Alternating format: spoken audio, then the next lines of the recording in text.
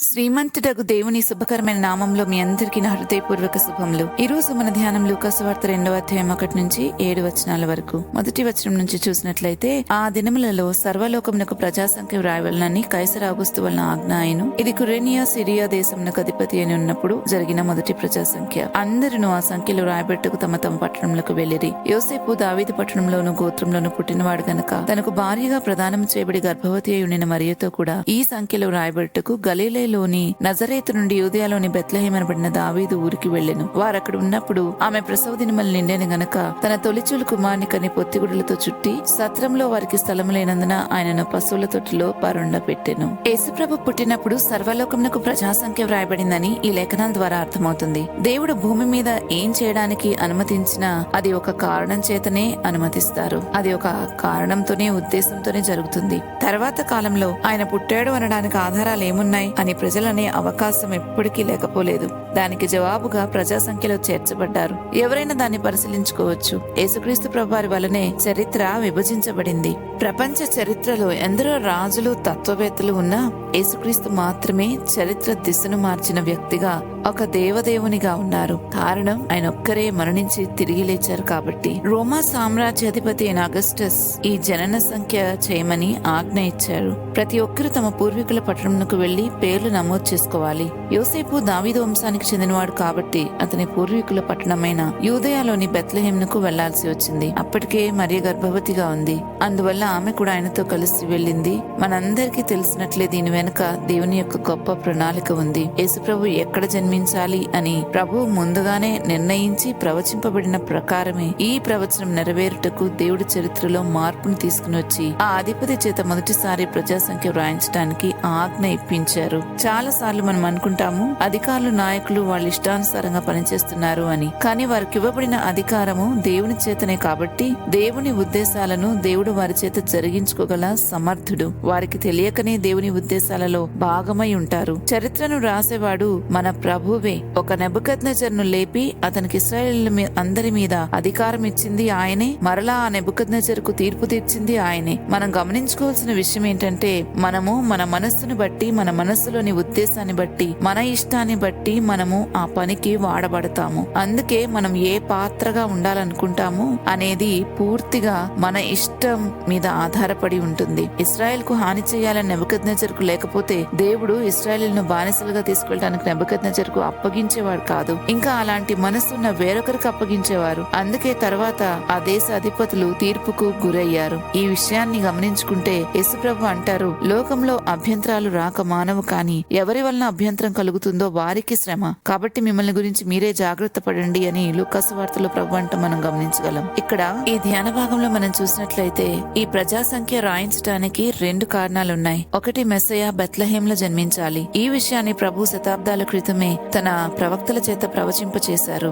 దేవుడు రాజును వాడుకుని తన ఆజ్ఞ కారణంగా మరియా బెత్లెహేంకు చేరుకునే సమయానికి ప్రసవ సమయం వచ్చింది. అలా మీకా పుస్తకం 5వ అధ్యాయం 2వ వచనంలో ప్రవచనం అక్షరాల నెరవేరింది.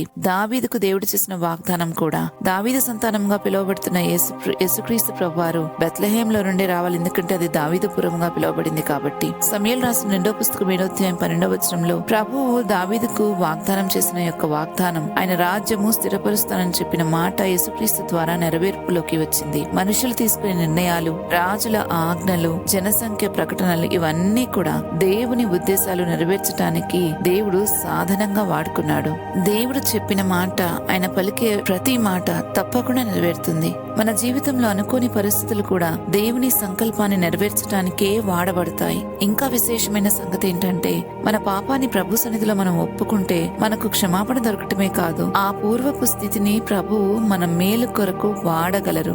ఇది ఎంతో అద్భుతమైన విషయం. పడిపోయిన వాటిని బాగు చేయటంలో మన ప్రభు సిద్ధహస్తులు.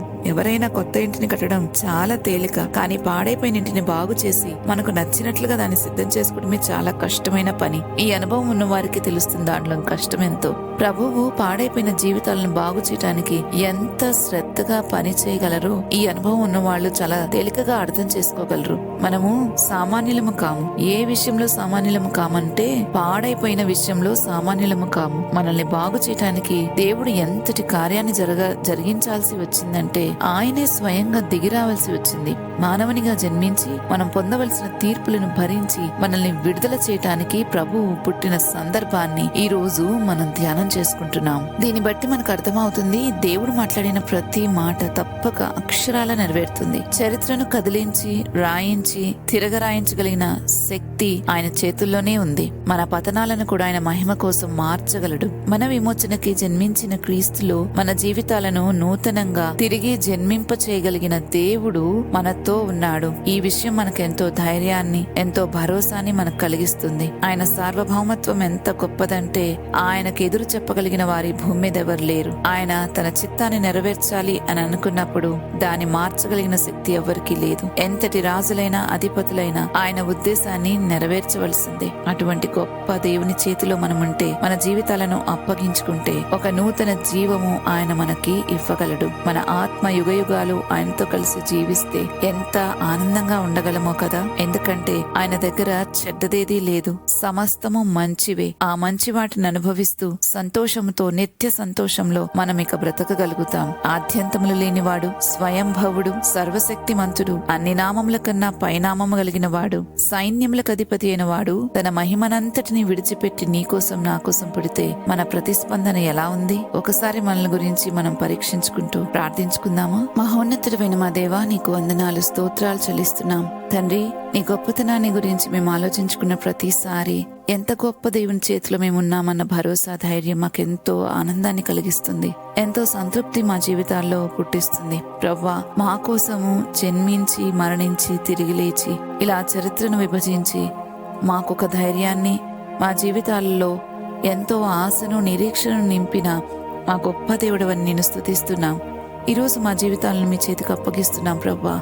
మా హృదయాల్లో ఎలాంటి వ్యతిరేకత మీపై ఉన్నా వాటంతటినీ తీసివేసి నీ రక్తంతో కడిగి మా ప్రతి పాపమును క్షమించి ప్రవ్వా, నీ సన్నిధిలో సంతోషంగా జీవించే కృప మాకు దయచేయమని నిన్నెంతో బ్రతిమాలుకుంటున్నాం. దేవా, ఇంకా మా హృదయాలు ఎప్పుడు నీ చిత్తాన్ని నెరవేర్చడానికి సిద్ధపడి ఉండేటట్లుగా మాలో గొప్ప మార్పును తీసుకురమని వేడుకుంటూ ఈ మనల్ని యేసుప్రభు నామంలో బ్రతిమాలుతున్నాము తండ్రి. ఆమెన్. రేపటి ధ్యానంలో మరలా తిరిగి కలుద్దాం. అంతవరకు దేవుని కృప మనందరికీ తోడైండును గాక. ఆమెన్.